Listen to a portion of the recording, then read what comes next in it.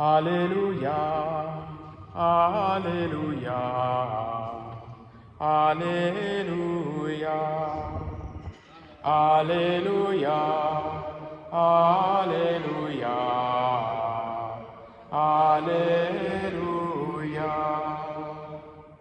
Je vous donne un commandement nouveau, dit le Seigneur.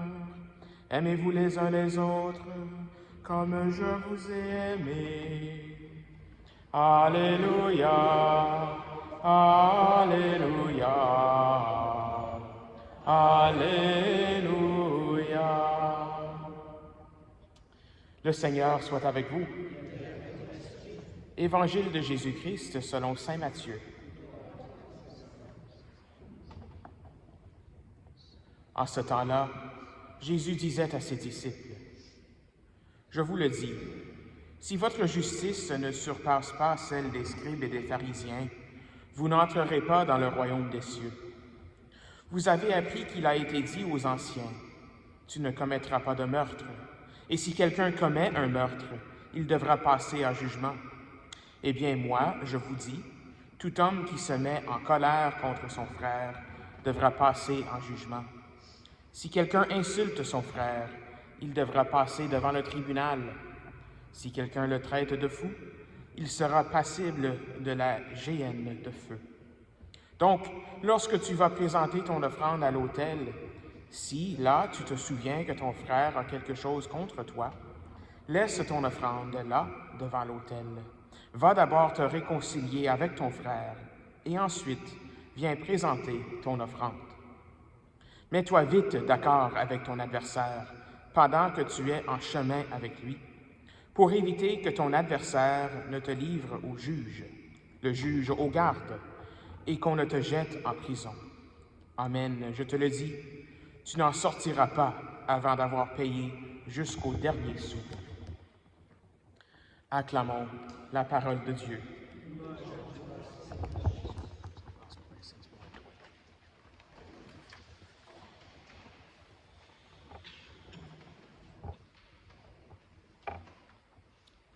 Hier, à la messe, nous avons vu le contexte de ce que Jésus enseigne dans ce sermon sur la montagne, où nous sommes présentement dans l'Évangile de saint Matthieu.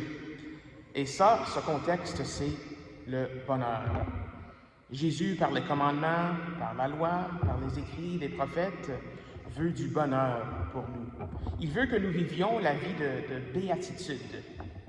Ça veut dire, on parle de béatitude, on parle de béatification, on appelle ceux qui ont été béatifiés, on les appelle des bienheureux. Et cela, ça nous aide à comprendre le pourquoi et le thème de l'Évangile d'aujourd'hui. Et ça, c'est bien sûr le pardon.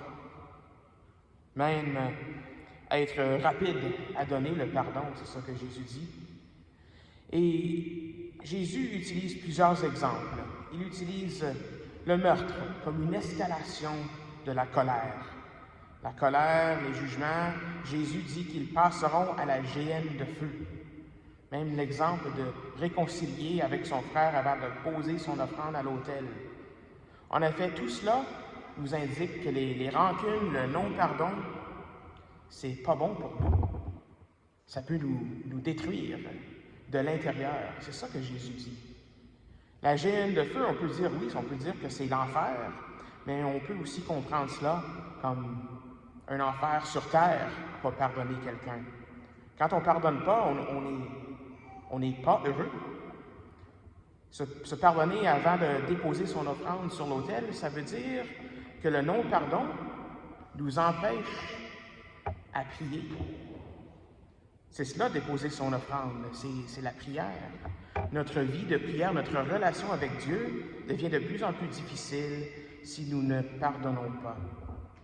J'ai entendu une expression une fois que le non-pardon, c'est comme boire du poison nous-mêmes, mais espérer que l'autre va être malade, celui qu'on n'a pas pardonné.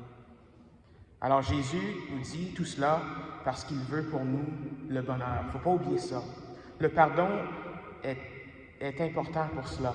Et je dirais même comme primaire, de premier ordre pour le bonheur, pour cette vie de béatitude, cette vie de bonheur. Pourquoi est-ce que je dis ça? On retourne au soir de sa résurrection, quand les disciples étaient enfermés dans une salle barrée. Jésus leur apparaît, il souffle sur eux l'Esprit Saint, il dit « La paix soit avec vous ». Mais tout de suite après ça, il dit, je les cite là, « À ceux que vous pardonnez leurs péchés, ils seront pardonnés, et à ceux que vous retenez les péchés, ils seront retenus. » On parle souvent de ce verset comme une preuve de l'institution du sacrement de la réconciliation et du ministère du pardon des péchés de l'Église, mais je pense aussi que c'est pour nous tous et toutes qui suivons le Christ et qui cherchent le bonheur. C'est primaire, la réconciliation et le pardon. Dans la première lecture d'aujourd'hui, saint Paul nous parle d'être reflet de la gloire du Seigneur. Il parle aussi de notre transformation de plus en plus à l'image de Dieu. Nous proclamons Jésus-Christ qui est Seigneur. Nous avons un Dieu qui nous pardonne, un Père qui nous pardonne, un Père de miséricorde qui nous permet d'être réconciliés avec lui par la mort et la résurrection de son Fils Jésus-Christ. Alors c'est pour ça que saint Paul dit, c'est pourquoi, ayant reçu ce ministère par la miséricorde de Dieu, nous ne perdons pas courage. Tout ce que nous sommes, notre présence ici, même ma présence ici comme prêtre, notre cheminement jusqu'ici, notre habileté de témoigner tous les bienfaits du Christ ressuscité, c'est à cause de la miséricorde de Dieu. C'est parce que j'ai été pardonné par le Seigneur de mes fautes. Et je pense que c'est la même chose pour tout le monde. Quand on ressent ça, quand on ressent ce pardon-là, ça nous donne le courage. C'est pour ça que saint Paul dit que tout est basé, son ministère est par la miséricorde de Dieu. Et à la fin de la lecture, de cette première lecture, on entend ceci. Dieu a brillé dans son cœur pour faire resplendir, Dieu a brillé dans nos cœurs pour faire resplendir la connaissance de sa gloire qui rayonne.